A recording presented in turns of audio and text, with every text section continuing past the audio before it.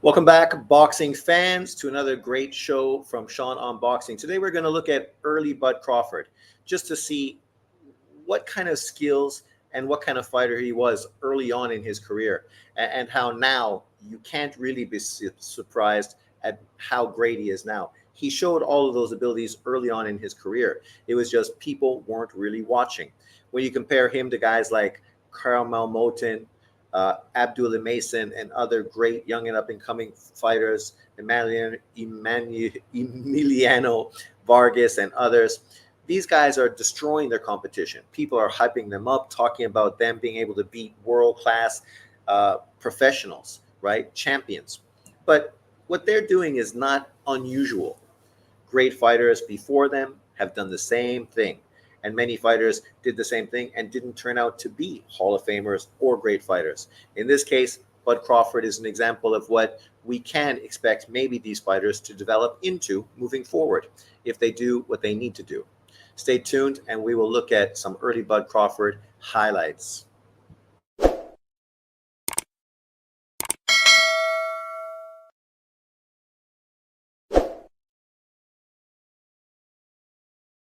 Welcome back. So let's get to it. Obviously, Bud Crawford is one of the best fighters in boxing today. Obviously, his move to welterweight really sort of crowned him a pound for pound elite fighter.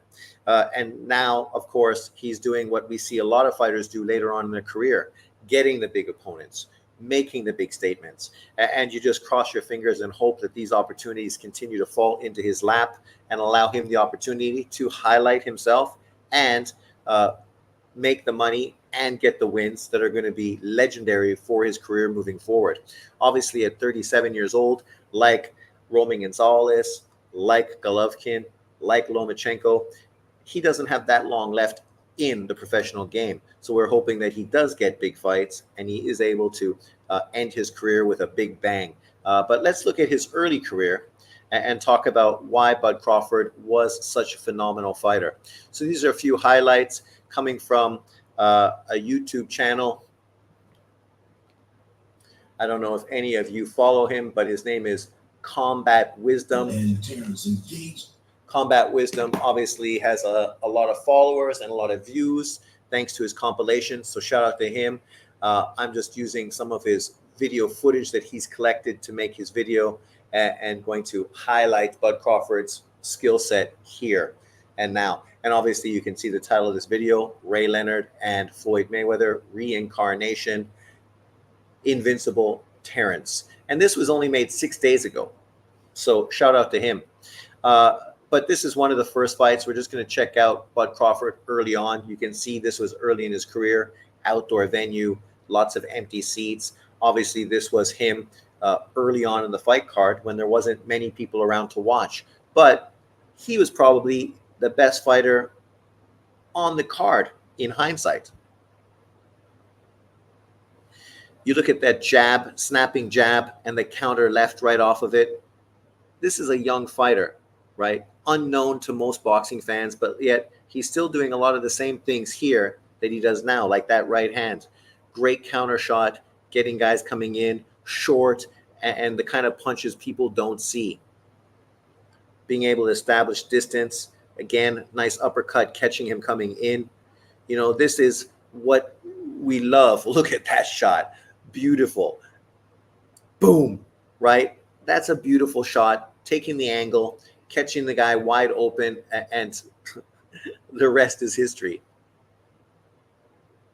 You know, even at this time in his career, he was showing the kind of thudding power that he's been showing since he's moved to welterweight.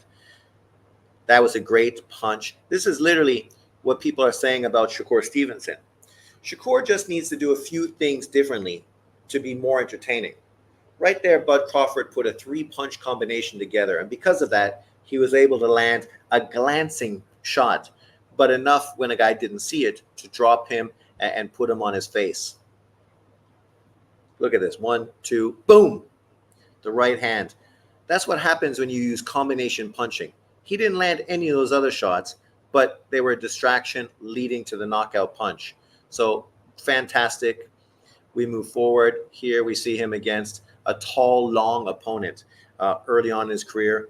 Obviously, at this point, he's part of Top Rank Boxing, bigger venues, indoor venues, and people are starting to pay attention. But at this point of his career, Bud Crawford was still kind of an unknown fighter, right? People didn't know who he was. Obviously, he wasn't getting a lot of the recognition and praise a lot of these young top rank fighters are getting today.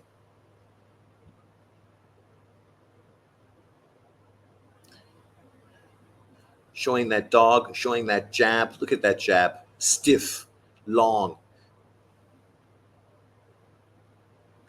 Jabs are the ways. If you have a jab like this, it sets up your whole offense.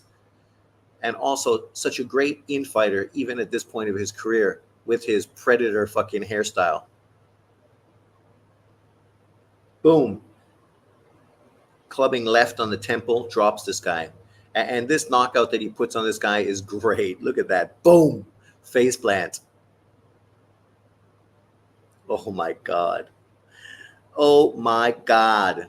What a huge fucking knockout. Put him in with a smaller, tough opponent, a guy who's a little more, what's the word I'm looking for? Resilient. And obviously, this is another top rank fight, him fighting this guy, Sakure. And people remember, if you look through Bud Crawford's resume, you've seen his name because obviously it's a kind of name that stands out. And once again, starting everything with a great jab, allowing him to land his hooks. And once again, land short, sweet shots on the inside. Even at this point, he was still doing the fantastic things we saw him do recently against Errol Spence. Being able to stand in the pocket, not get hit, but land clubbing shots and those great hooks that just are unseen to the opponent. Boom, there you go, the left hand on the inside.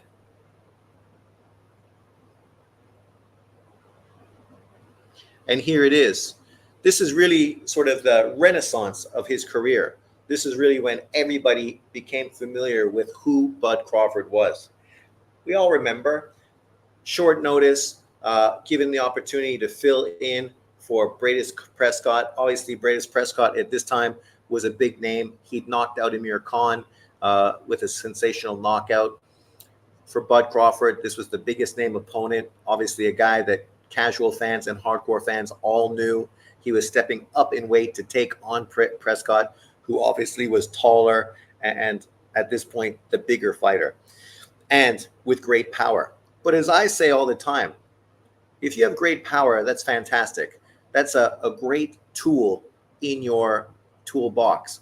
But you can't rely on your power and expect to always win throughout your career if that's the only thing you go to. And that was the problem with the Colombian.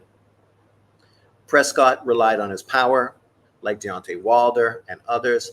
And eventually, when you're not able to land that power, what happens? You end up getting beat. And that's what happened in this fight. Obviously, this wasn't one of the most sensational performances in Bud Crawford's career, but he was safe against a hard puncher, went in there and had his way with Prescott. And he was not a gold medal winner. He was not a guy getting hyped by the country like Amir Khan. He was just a guy that really made his name on this night. Boom. Lead right hand over the jab.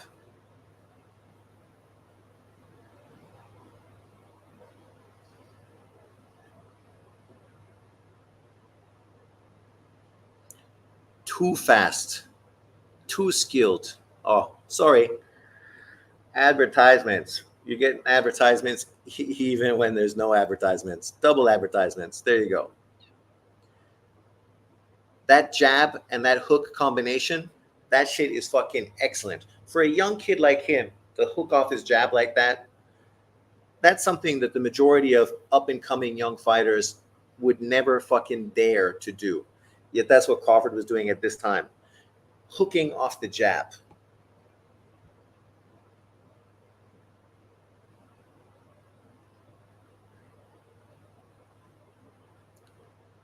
Lead lefts down the middle.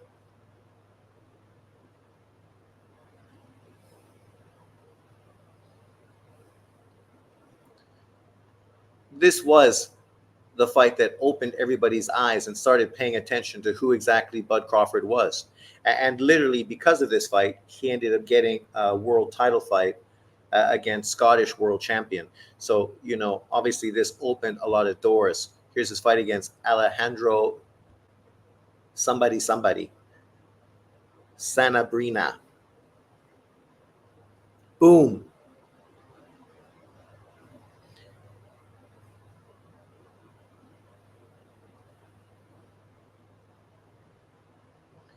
If you look at the way he fights, it's fucking exactly the same as today. Great offensive skills, sits right in there in the pocket, doesn't get touched. Boom. He landed that sweet shot, so short, so beautiful. Let's watch the replay. Boom. A lead left hook around the glove. Boom. That dude didn't see what fucking hit him and then rolled into a somersault. Oh my God. Klimov. Obviously, this was the one he had to get to earn the Ricky Burns fight.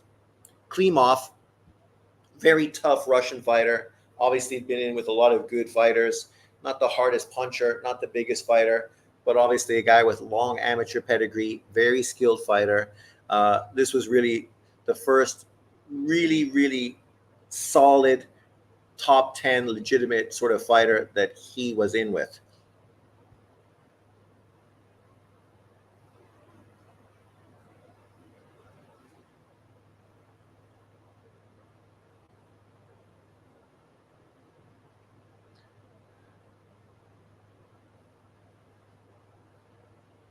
Klimov with those wide hooks is just asking to get fucking knocked out.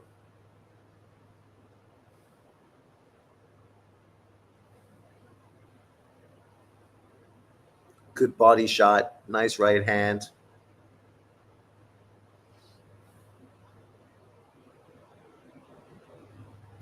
And of course, this led to him going to Scotland to finally become a world champion against Ricky Burns. I think Ricky Burns ended up becoming a two-weight world champion. Ricky Burns, a very traditional stand-up European boxer. Good, not a lot of power, tough, good chin, strong fighter, but obviously not the most athletic or best fighter overall, not a lot of power, but obviously a first opportunity for Bud Crawford to become a world champion against a veteran fighter in his backyard, doing what a lot of people historically have had to do for their first title, travel and win it on the road.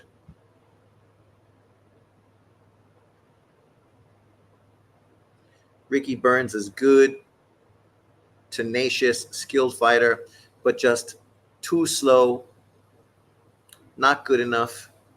But obviously, it was a good fight. Ricky Burns had some moments. He was not going in there to give up his title, especially in front of his hometown people. But Crawford is resilient. And this shows you, like, Crawford is not getting hit a lot, but he's still being very aggressive offensively. See, this is the difference when people try to talk about, even Shakur made this statement. So I fight and win, and I'm boring. But Lomachenko fights and wins, and he's fucking pound for pound and exciting. The difference is Lomachenko is a front foot boxer who makes people miss and then makes them pay by being aggressive offensively. Shakur is not aggressive offensively. He fights more like old Floyd Mayweather. And that style is just not a style that's going to really entertain and intrigue people. He needs to let his hands go. That's why I said the one thing he can do is start throwing in combination. Obviously, not all the time. I mean, you're not going to allow your opponent opportunities to hit you. But when you have opportunities to throw combination, that's when you throw them. You turn, you throw in combination, you take advantage of the opportunities. He's got a tendency, kind of like Floyd did, to admire his work. Throw that one great counter punch that lands clean and then just stand there and watch it instead of throwing combinations following that punch up. If he would do that, he'd be a far more entertaining fighter. Like, look at this. Crawford lets his hands fucking go, but he's not really getting hit. but he's throwing his punches all behind an educated jab, seeing what's available to him, body and head, changing volume. I mean, he's pounding the body, all to open up shots to the head.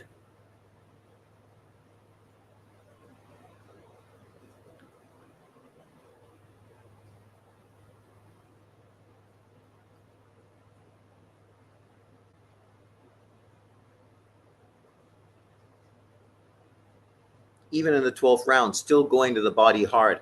And you can see Ricky Burns, he wasn't broken up, demolished, or destroyed. Hey, look, Bud Crawford, even doing backflips back in the old days, like Tio and Tank, right? But that's the great thing. And how he's developed. He had his style. You can see his style is very similar to what he is today. The only difference is obviously he's bigger, he's more experienced. He hits harder because he sits on his punches a little more, right? And obviously the results are fucking far more highlighted. But you could see the fundamental style was there even early on when he was on fight cards where nobody was watching. Obviously, in the Ricky Burns fight, his first world title, he had room for improvement, right? But even at a young age like that, he was taking on the best fighter in the division to win a world title, traveling to get that belt, kind of like what Devin Haney did to fight George Kambosos, right? You got to praise dudes that go out of their way to try to accomplish something fantastic, something great. Bud Crawford, lays out the blueprint for these young up-and-coming fighters. You use your early fights to develop your style and then continue to improve. But you got to take on the opponents that are going to challenge you and make you work, make you think, make you adjust, and make you perfect your style. And that's what we've seen. Bud Crawford's style become perfect. That's why with his upcoming fight against my man, is Israel Madrimov, I expect Bud Crawford to win. And this is no hate towards Madrimov. I think Madrimov's a very good fighter. I just talked about that yesterday in one of my other fights, in one of my other videos. What's this?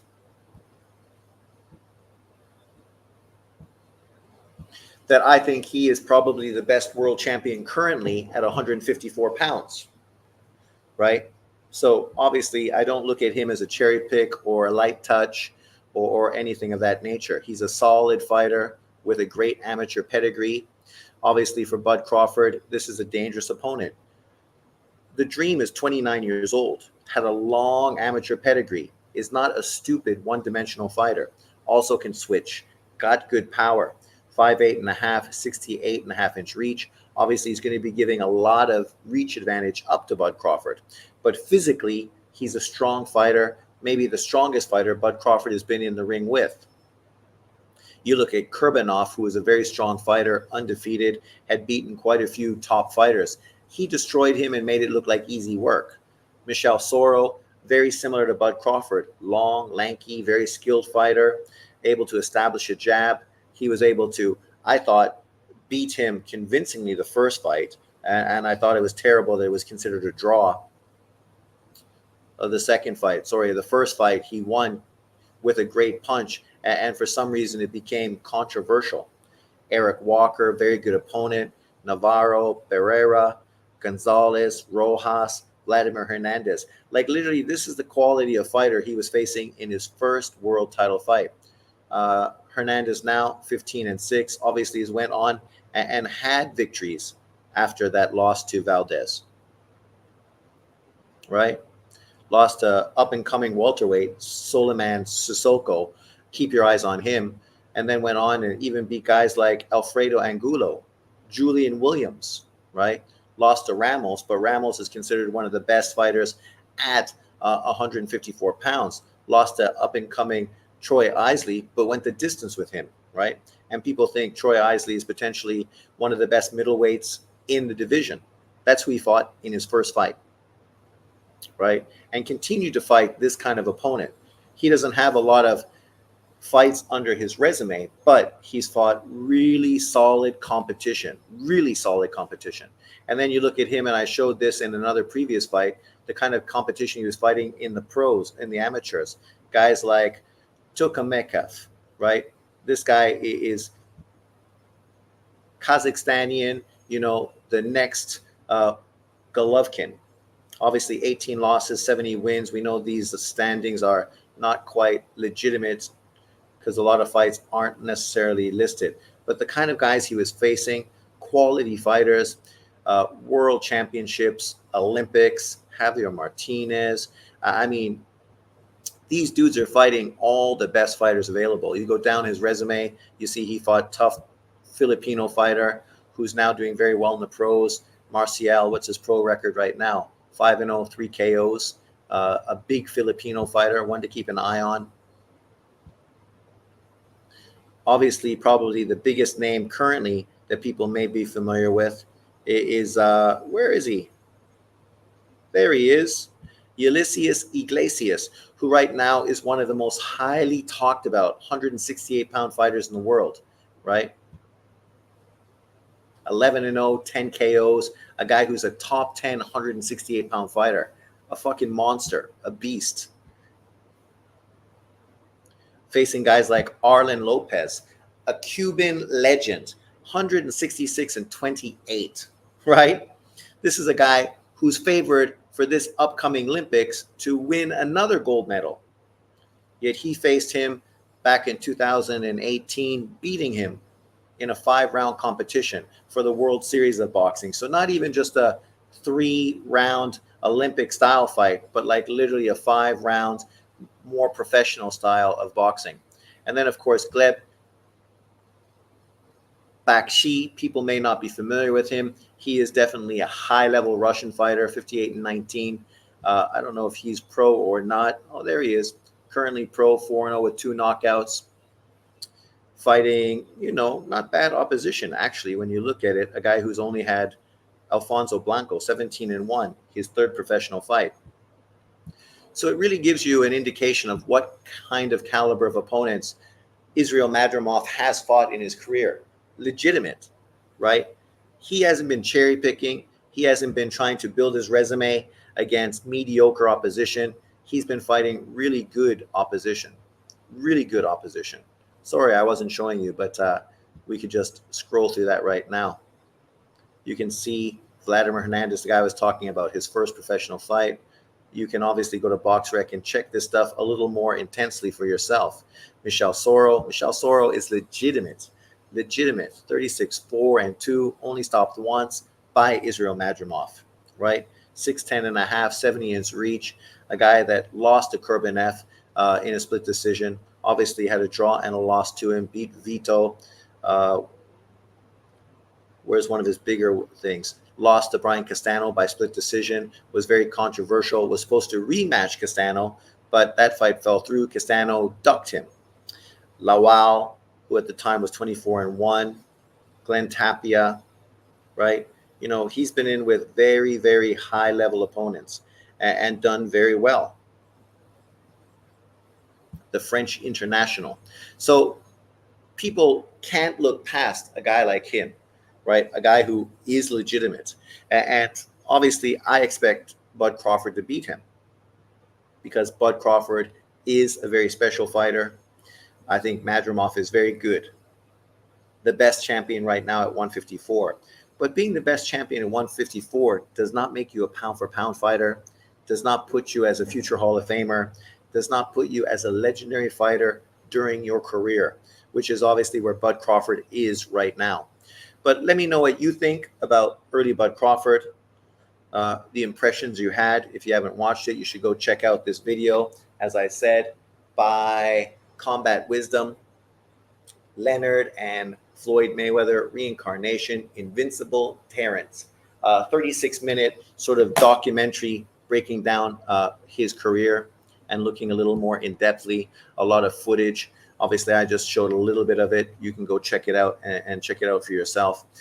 But yeah, I'm excited for this August 3rd fight card. I know some people are downplaying it and dismissing it, but There's a lot of stupid people in the world. What can I say?